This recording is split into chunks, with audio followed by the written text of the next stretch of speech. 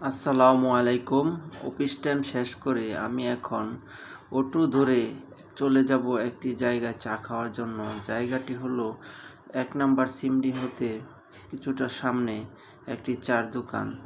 সেই দোকানে চা খাওয়ার জন্য অনেক দূর দূরান্ত থেকে লোক চলে আসলাম। দেখেন চার দোকান চা বানানো হচ্ছে।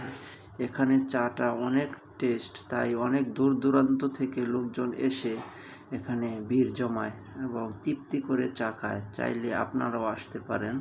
অনেক সুন্দর একটি পরিবেশ।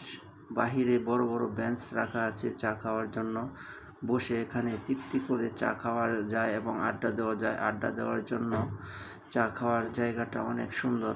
চাগুলো খেতে খুব টেস্ট, তাই আপনারা চাইলে চলে আসতে পারেন এই জায়গায়।